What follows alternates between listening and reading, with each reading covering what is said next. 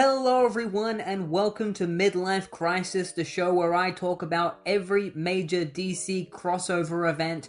This week we are finally beginning our deep dive into Flashpoint, the 2011 crossover event written by Jeff Johns. Over the next 7 weeks, I will be covering the entirety of Flashpoint, including all tie-ins. This week, we will be covering the Road to Flashpoint, which are the issues of The Flash that build up to the event. Each week, I will be releasing a video that will cover the different tie-ins of Flashpoint, and on the final week, I will be covering the Flashpoint series itself to cap everything off. So, without further ado, let's get started with Road to Flashpoint with Issue 8 of The Flash, written by Jeff Johns with art by Scott Collins. This issue serves as setup for Eobard Thawne's role in the Flashpoint event. We begin with Eobard Thawne, who has recently escaped from Iron Heights Penitentiary, and he decides to tell us his entire backstory. So we go to the 25th century, where we find Eobard Thawne as a kid, and we discover that he was created by his parents, genetically modified to be the perfect child. But unfortunately, his childhood wasn't very good, because as he grew older, they introduced a brother into the family, believing that he needed a brother so that they could be a family of 4, because they saw that as being more symmetrical, more perfect. And having a brother began to impact Eobard's life negatively, because he was always expected to be bonding with his brother. He never had time to put into his own academics or anything like that. People in his class would always make fun of him because he would have to spend so much time with his brother and not studying. We have an example here where Eobard is trying to study and his mother interrupts his study time and tells him to go and hang out with his brother. And it really doesn't help that his brother is a bit of a brat, shouting all the time. When he was a baby, he was always crying. Now that he's older, he's always shouting. He demands for his toy blaster. Eobard goes and gets his toy blaster, and as soon as he brings it back, his brother is like, I don't want that anymore, I want to see Iron Bar. And this is where Eobard snaps and is like, you will shut up or I will. And his dad comes on the computer behind him and is like, you just shouted at your brother. We are really disappointed in you, Eobard. You're not as perfect as we hoped you would be. Because in order to be perfect, you're not allowed to lose your emotion, like use control of your emotions or anything like that. As time went on, Eobard became obsessed with the Flash Museum. He wanted to learn more about the Speed Force. He wanted to become a Speed Force professor, but when he applied, he wasn't granted access because he didn't have the academics required because of his brother. At this point in time, his brother has grown up to become a cop, and Eobard starts to get really mad at him because he's like, oh, it's your fault that my life is like this, that I didn't get to go into the Flash Museum as a professor, and his brother knocks him out. He's like, you know the study of the Speed Force outside of the Flash Museum is illegal, Eobard. Don't fight your own brother. Do the right thing. Turn yourself in before the rest of my squad gets here. And we see the Reverse Flash appear behind Eobard's brother. He grabs him, and Eobard's brother is erased from time. So now we are in a timeline where Eobard was an only child. And because he was an only child, he was able to keep up with all of his academics and stuff. So he found a placement in the Flash Museum. He was able to go there. He is an expert on the Flash. The expert on the Flash. Except there is one guy named Professor Drake who is slightly smarter and knows a little bit more about the Flash than he does, because this guy, Drake, may have found out the secret to the Speed Force. He's discovered this thing called the Cosmic Treadmill, which was created by Barry Allen, that allows him to travel through time. So Eobard wants to work with Drake together, and Drake refuses to work with Eobard. And so the Reverse Flash grabs Professor Drake, and Drake is erased from the timeline, and because Eobard is the only professor there, and they need a professor to teach them, he, by default, becomes the professor for the Flash Museum. And because nobody knows more about the Speed Force than he does, that is why they call him Professor Zoom. So this is now the canonical reason as to why he got that kind of silly, fun nickname. Eobard starts to become a bit of a degenerate, spending most of his life focused on the Speed Force. His parents start to become worried about him because nobody else believes that the Speed Force exists. They hire a counselor in order to help him, and then the Reverse Flash comes in, and Eobard's parents die in a horrible crash. We are now in a new timeline where his parents have died. Eobard doesn't need counseling anymore. This idea of him going back in time and altering his own life without his younger self knowing is a really cool idea, and it just continues throughout the rest of this issue. Eobard meets this woman named Rose, who is a reporter that wants to interview him, and he falls in love, but unfortunately, she has a fiancé, and so Reverse Flash gets rid of him. He's not dead, but they just disappeared, though if we're being real, he probably is dead. So Eobard uses this as a chance to take a shot, but she's still super torn over her disappearing fiancé, as you would be, so she refuses to go out with Eobard, and so Reverse Flash changes the timeline again, and now in this timeline, Rose has never had a boyfriend, like she's never had a fiancé, all of her relationships haven't lasted very long. They're going out together, but Eobard tries to advance, and she pushes him away. She wants nothing to do with him, and says that she will never be in love with him. So Reverse Flash shows up, grabs her, and now we're in a timeline where Rose hasn't spoken since she was 5 years old. So because she wasn't in love with him, Eobard made her a vegetable, just completely mentally inept. And Eobard Thawne never fell in love. And that is when somebody calls out his name, a massive explosion appears in front of Eobard, and a weird capsule has appeared in front of him. He goes over to it, and he finds Barry Allen's costume. So he goes back to his lab, he starts experimenting on it, and he discovers that there is a little bit of Speed Force left within it. So he uses it to create his own experiment and connect himself to the Speed Force. He is successful. He gains super speed, he puts on the costume, and he decides to become the Flash of the 25th century. He saves this woman falling from a building, and he's like, yeah, good thing I was here, because now I'm the Flash. And it's kind of crazy how much Eobard actually looks like Barry when wearing the costume. And while he's happily running around as the Flash, Reverse Flash appears and is like, this isn't gonna last very long because Barry Allen destroyed my future. It's time I destroyed his. Now, in the past, Barry Allen had stopped Eobard Thawne from killing one of his past girlfriends, Fiona, and in doing so, he killed Eobard Thawne.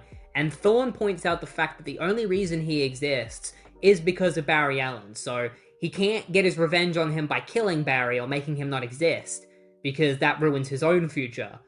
So, Eobard states that there are many powers for him to discover still within the Speed Force, and that he's going to do so, and this will tie directly in to his upcoming plans.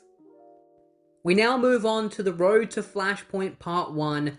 Parts 1 and 2 feature art by Francis Manapul and Brian Buccellato, while Parts 3 and 4 feature art from Scott Collins. The fourth issue is both Scott Collins and Francis Manapul.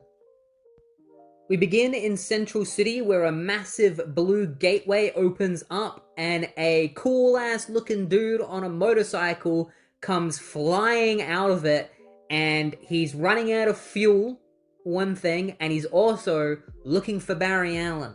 Meanwhile, Barry is at the CCPD because they're going to be opening up all sorts of cold cases again, and he's also texting Iris at the same time because Iris is holding a picnic with the rest of the Flash family, and she wants Barry to be there, but Barry is too busy with work.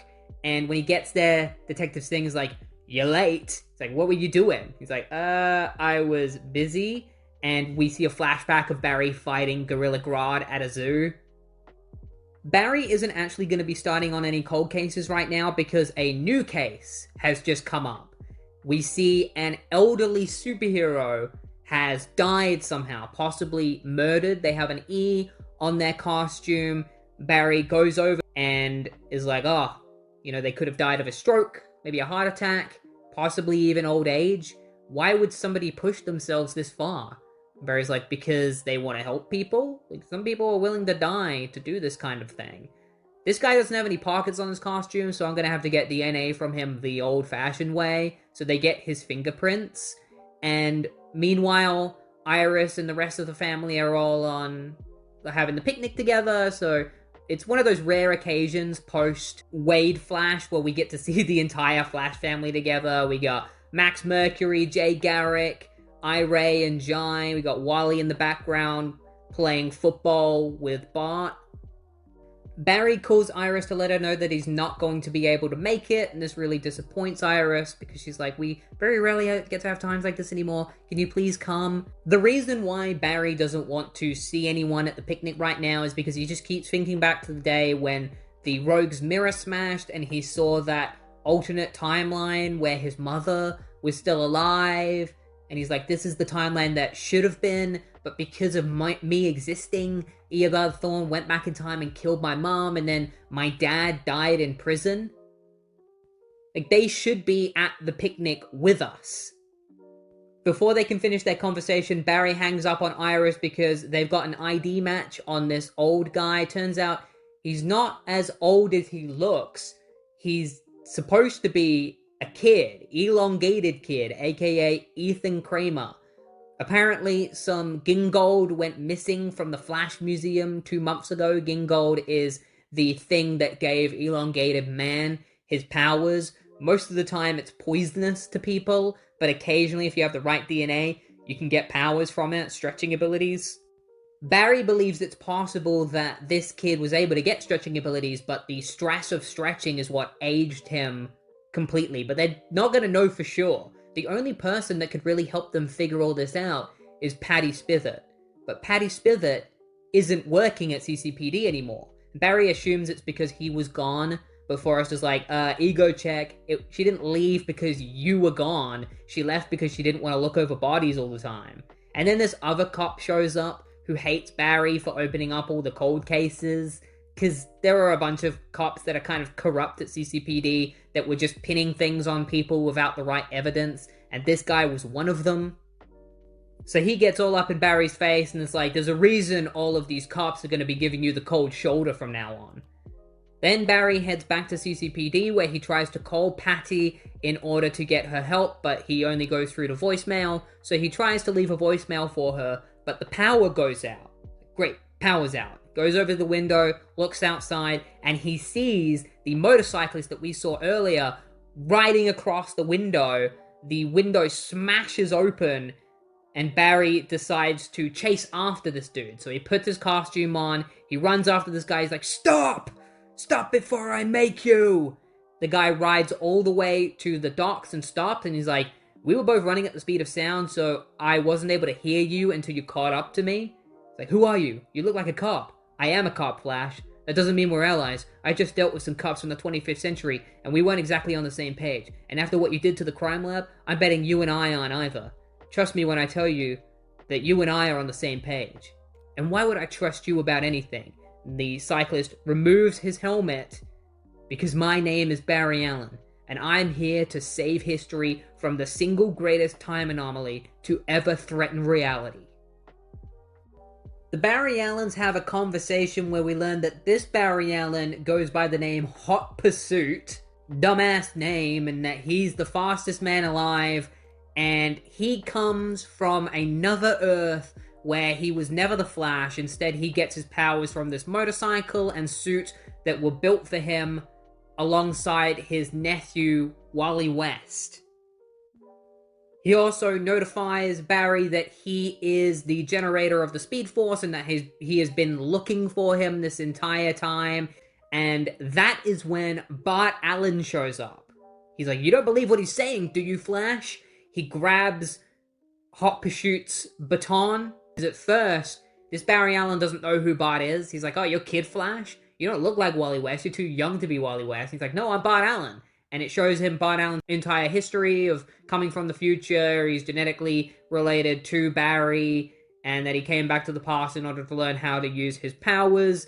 And this is when Hot Pursuit explains that this time anomaly that he's trying to stop will affect Bart most of all because he comes from the future. So his entire history could be wiped out.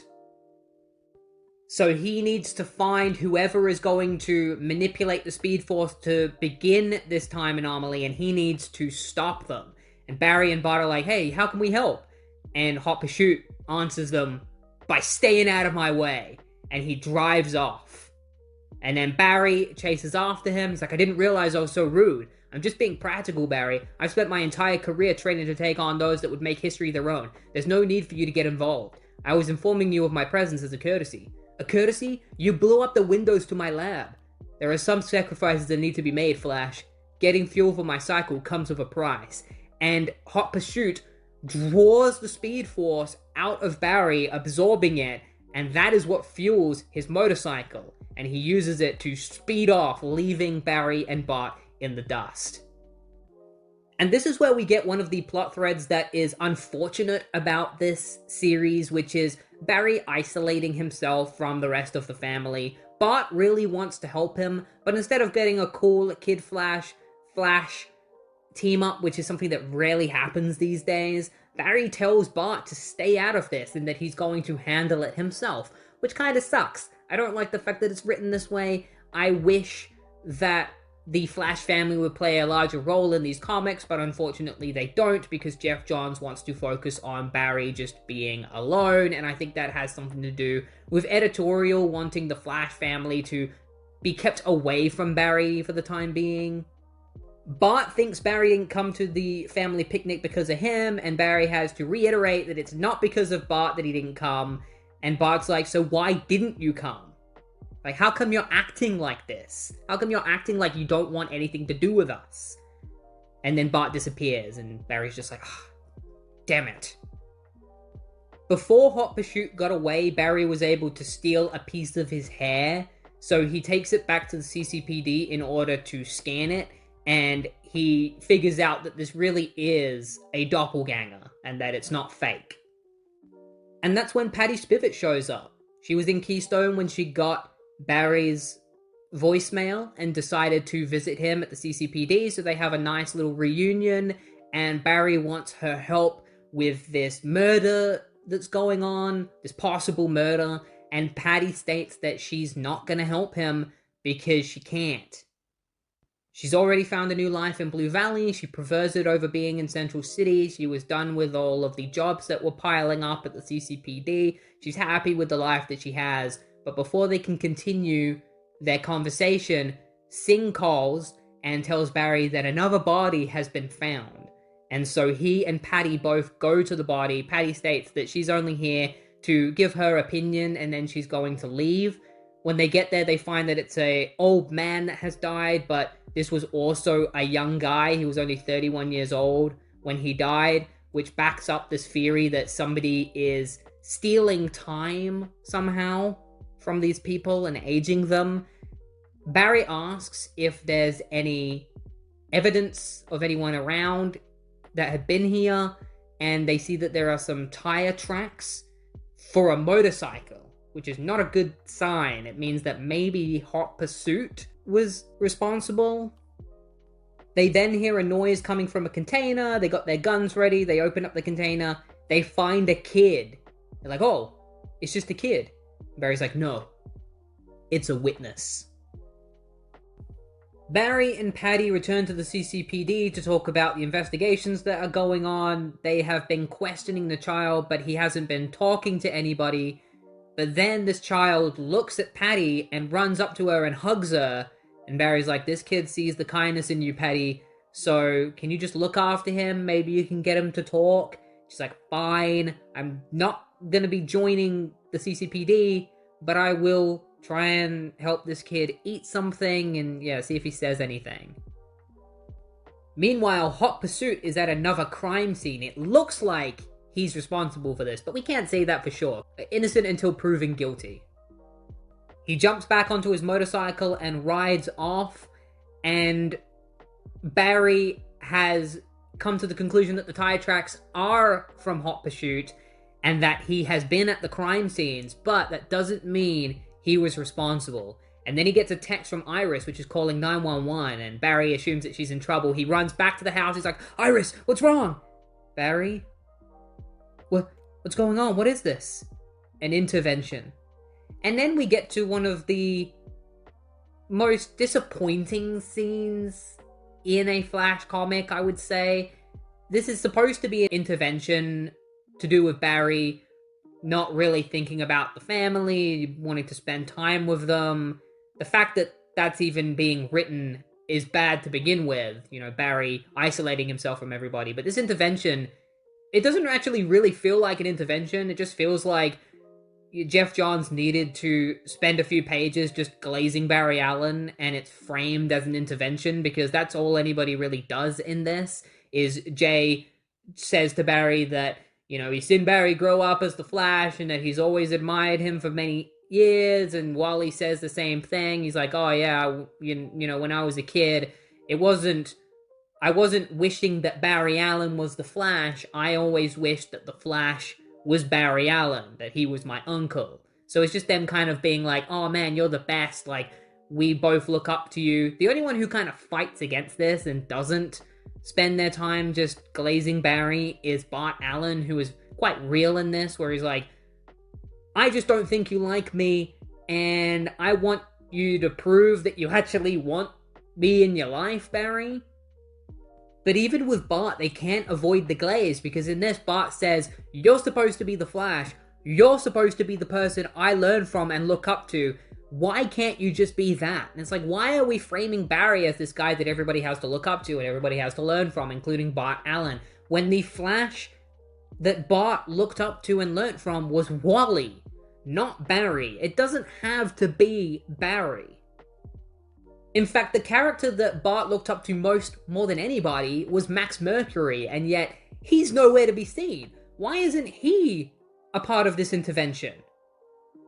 Barry decides to go after Bart. Meanwhile, Bart is running through the town, and he gets grabbed by Hot Pursuit. He's like, Bart Allen, I'm sorry, but you don't belong here.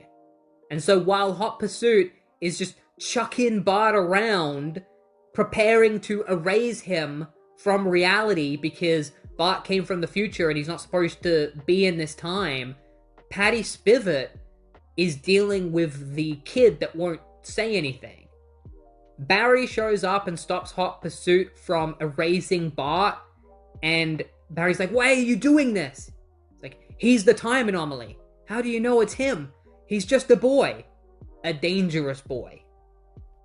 Hot Pursuit shoots Bart with Speed Force energy while Patty Spivot comes face to face with that kid. It's like, what is it?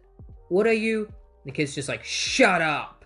And as Bart just erupts with lightning, the kid is revealed to be the one responsible for stealing everybody's age.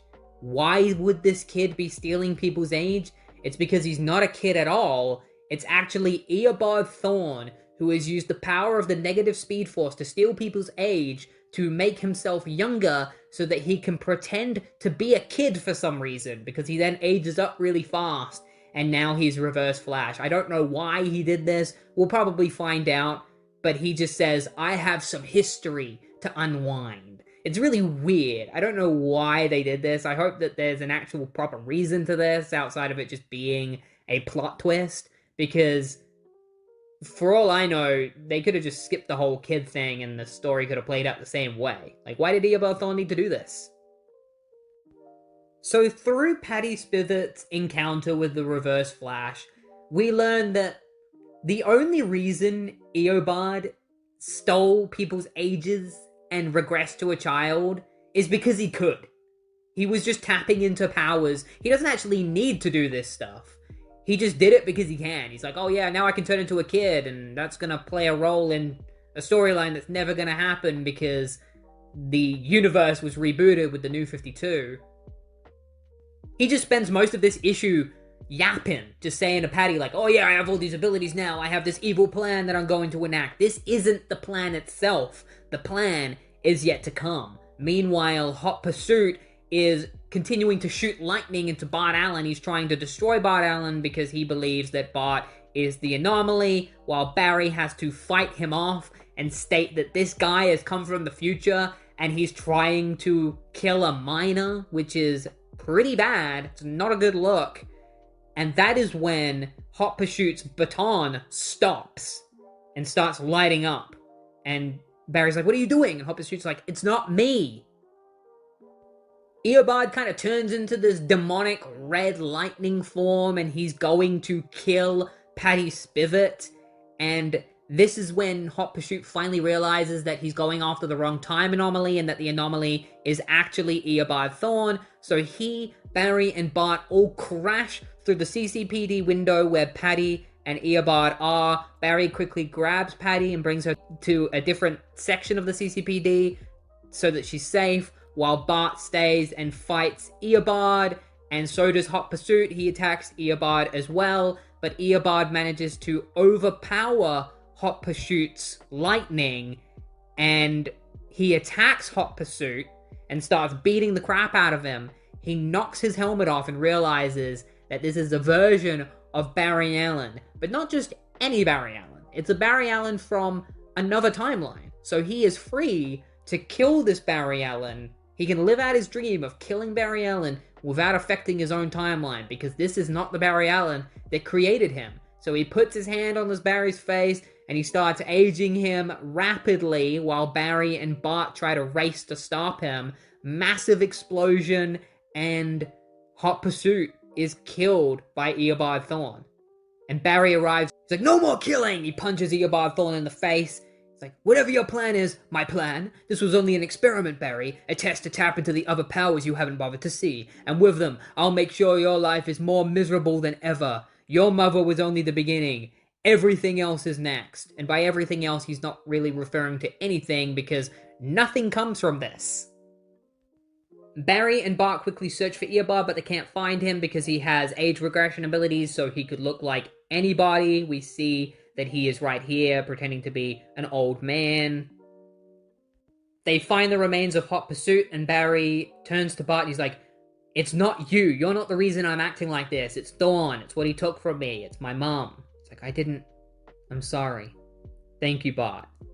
And then Barry heads back to the CCPD where he has a bit of a moment with Patty Spivot. This is another stupid thing that was kind of in this story, which was this unnecessary love triangle between Barry, Patty, and Iris, where I didn't mention it in the previous issue because there wasn't really any reason to mention it until now. But Patty has feelings for Barry, and one of the reasons she left the CCPD is because of Barry. When she was working there, she had feelings for him, and she knew that Barry had gone through all this hurt with his mother dying, and she was waiting for Barry to open up to her, but he opened up to Iris instead, and she was always burnt like that. I just think this is completely unnecessary. It's really only teasing what's to come soon.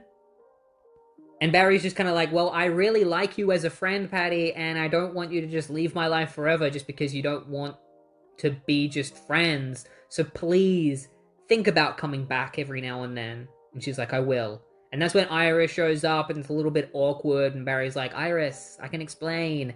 And Iris is like, you don't need to, because she's a grown woman and she can understand that, you know, Patty originally had feelings for him, but if she knows Barry, she knows that Barry doesn't have feelings for Patty. So there's nothing to worry about. They go to a cafe, and Iris sums up the problems with Barry throughout this issue's run, is that Barry is regressing as a character. She straight up says that. It's like, you are turning into the Barry that I met. You're regressing completely. All of your values and everything are just going back to the start again, which is a problem. And Barry says that he just can't get over the fact that his mum is dead, and that if Thawne can alter the past like that, like ever since I discovered that he killed my mum, there's other things that he can alter as well. Like, it's my mother's birthday tomorrow. I know, and I can't imagine how hard it is to even wrap your head around the concept of all this. But I'm here for you, Barry. We all are. That's what family is for. Don't shut us out. Don't shut me out. Just give me tomorrow, Iris. Just one more day to be alone and process all of this, okay? Then I'll start over, and it'll be better. I promise. And Barry, what he doesn't tell her is that he's going to make one of the greatest mistakes in his life. He heads over to the cemetery where his mother was buried. He plants some flowers there. It's like, happy birthday, Mom. And then Barry disappears. We see a shot of the Flash where lightning is striking over the city. We see a shot of Reverse Flash where lightning is also striking across the city in reverse. It's like, it changes. It all changes. Now, and we see 2 strikes of lightning strike down, to be continued in Flashpoint. So that is the end of the Road to Flashpoint. Next week, we are going to be beginning Flashpoint. This final issue was really weird because of the fact that it was not just setting up Flashpoint, but it was setting up some other stuff with Eobothon that was supposed to happen that never got to happen. So a lot of this final issue just feels pointless. Despite all that, I'm actually looking forward to checking out Flashpoint for the first time. That's right, I've never read it before. I'm looking forward to just diving into the entire thing. And in order to celebrate, over Christmas, I actually got a time machine. And what I was planning on doing was traveling back to the year 2011, and I will be recording all of the Flashpoint videos that will be coming the year that Flashpoint released. So I'm looking forward to that. If you enjoyed this video, then feel free to like and subscribe, and I will see you all next week from the year 2011 for the first Flashpoint video. Have a good one.